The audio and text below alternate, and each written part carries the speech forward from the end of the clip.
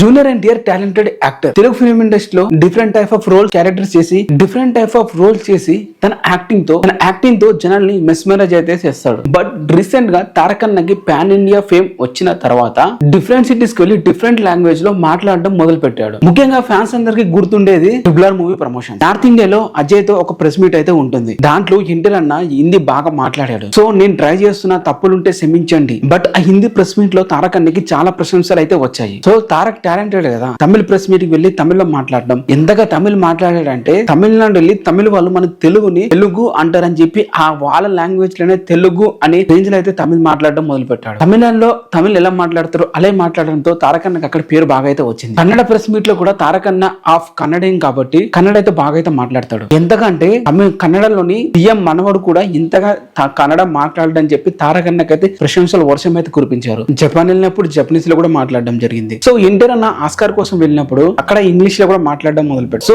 ఎన్టీఆర్ అన్న ఆస్కార్ కోసం యుఎస్ఏ వెళ్ళినప్పుడు మనం మాట్లాడే ఇంగ్లీష్ కాకుండా అక్కడ వాళ్ళకి అర్థమయ్యేటట్లుగా ఇంగ్లీష్ యాక్సెంట్ లో మాట్లాడడం అయితే మొదలు పెట్టాడు. ఇంగ్లీష్ వాళ్ళకి అర్థమయ్యేలా, ఇంగ్లీష్ వాళ్ళకి నచ్చేలా మాట్లాడడం మొదలు పెట్టాడు. సో ఈ ట్రిగర్ అన్ఎడ్యుకేటెడ్ బఫన్స్ వాళ్ళు ఏమంటారంటే అసెట్ ని ఎందుకు ఫేక్ చేస్తున్నాడు ఎన్టీఆర్ అని చెప్పి అయితే ట్రోల్ చేయడం మొదలు పెట్టారు. బేసిక్ గా వీళ్ళు తమిళ్, హిందీ, కన్నడ, మలయాళం ఈ లాంగ్వేజెస్ ఏమి రావు. సో తారక్ అన్న లాంగ్వేజ్ లో మాట్లాడినప్పుడు బాగా అయితే ప్రశంసలు అయితే కురిపించారు. బట్ వీళ్ళకి ఇంగ్లీష్ వస్తుంది కాబట్టి, ఎందుకంటే ఇంగ్లీష్ అనేది మన బుక్ లో సెకండ్ లాంగ్వేజ్ కదా, ఇంగ్లీష్ వస్తుంది కాబట్టి వాళ్ళకి వచ్చే కొంచెం ఇంగ్లీష్ లో తారక్ అన్న అక్కడికి ఎసెట్ లో మాట్లాడేసరికి వీళ్ళకి మొత్తం ఆ లాంగ్వేజ్ మొత్తం తెలిసిపోయినట్లు తారక్ అన్నకి ఫేక్ ఎసెట్ లో మాట్లాడుతుందని చెప్పి ట్రోల్ చేయడం మొదలు పెట్టారు. బట్ ఇక్కడ తమిళ్, కన్నడ, మలయాళంలో మాట్లాడినప్పుడు అక్కడ ఉన్న జనాలు తారక్ అన్నని ఓన్ చేసుకున్నారు. అరే దీని సేమ్ మనలాగానే మాట్లాడుతున్నాడు కదా అని చెప్పి వాళ్ళైతే ఓన్ చేసుకోవడం మొదలు పెట్టారు. బట్ వీళ్ళకి తమిళ్, కన్నడ మాట్లాడడం రాదు కాబట్టి తారక్ అన్న సూపర్ మాట్లాడారని వదిలేస్తారు. బట్ ఇంగ్లీష్ అనేది వస్తుంది కాబట్టి తారక్ అన్న ఇంగ్లీష్ ఫేక్ అసెట్ చేస్తున్నాడు అని చెప్పి అనిపిస్తుంది. బట్ అక్కడ ఉన్న ఇంగ్లీష్ వాళ్ళకి ఏమనిపిస్తుంది, వీడు ఎవడో మనలాగానే ఉన్నాడే, మనలాగే మాట్లాడుతున్నాడే, మనకు అర్థమయ్యేటట్లు అరే నాకు నచ్చేటట్లు ఉన్నాడు అని చెప్పి ఓన్ చేసుకోవడం మొదలు పెట్టారు ఇంగ్లీష్ వాళ్ళు కూడా. సో జనాలకు పర్స్పెక్టివ్ అనేది ఎలా ఉన్నా గానీ అక్కడికి వెళ్ళి ఆడియన్స్ ని, అక్కడ ఉన్న జనాల్ని ఎంటర్టైన్ చేయడం గానీ, అక్కడ ఉన్న వాళ్ళకి నచ్చేలా చేయడం గానీ, ఇప్పుడు అక్కడికి వెళ్ళి అమెరికా వెళ్ళి నువ్వు అక్కడ అంత ఫేక్ అసెట్ లో మాట్లాడాల్సిన అంత అవసరం ఏముందని చెప్పి అనొచ్చు. అక్కడికి వెళ్ళి తన ఫేక్ అసెట్ లో మాట్లాడట్లేదు, అది ట్రై చేస్తున్నాడు. అది ఏ విధంగా అక్కడ ఉన్న జనాలకి నచ్చేలా, ఇంగ్లీష్ పీపుల్ కి నచ్చేలా, తనను ఓన్ చేసుకునేలాగా. ఒక సిటీకి వెళ్ళామంటే అక్కడ ఉన్న వాళ్ళకి మారిపోవడం అనేది నేర్చుకోవాలి ఎప్పుడు కానీ. సో నేను అక్కడికి వెళ్ళిన తర్వాత నేను మారను, ఇలానే ఉంటా అంటే దొబ్బే అంటారు. సో తారక్ అన్న ఇండియాలో ఉండి సేమ్ అదే ఇంగ్లీష్ ఫేక్ అసెట్ లో మాట్లాడితే, లేకుంటే ఆ ఎసెట్ లో మాట్లాడితే లక్ష్మి మంచిలాగా అప్పుడు మీరు ట్రోల్ చేస్తే ఒక అర్థం ఉంది. బట్ తారక్ అన్న ఇచ్చిన ప్రెస్ మీట్లు గానీ, ఇంటర్వ్యూస్ గానీ మొత్తం హాలీవుడ్ మీడియాలో ఉన్న క్లిప్లు పట్టుకోవచ్చి మీరు ఇక్కడ ట్రోల్ చేయడం ఎంతవరకు న్యాయం?